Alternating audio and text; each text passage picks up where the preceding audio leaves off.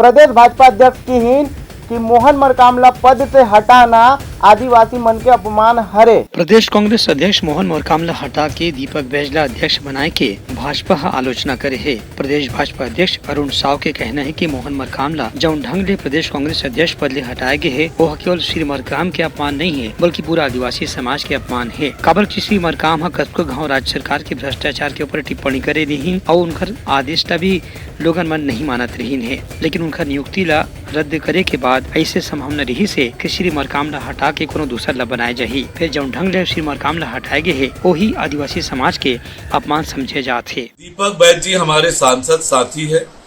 प्रदेश Congress committee के अध्यक्ष बनने पर मैं उन्हें बधाई देता हूं।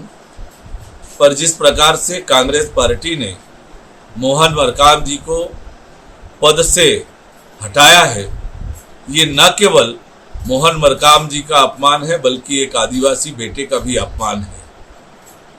उन्होंने अपने सरकार के भ्रष्टाचार को उजागर किया, इसके कारण से उन्हें पद से हटना पड़ा और लगातार मोहन मरकाम जी को कांग्रेस के अंदर अपमानित होना पड़ा। उनके संवैधानिक अधिकारों को भी उपयोग उन्हें करने नहीं दिया, उनके किए गए नियुक्ति को निरस्त कराने का काम किया। ब्यूरो रिपोर्ट, उटलंगा न्यूज।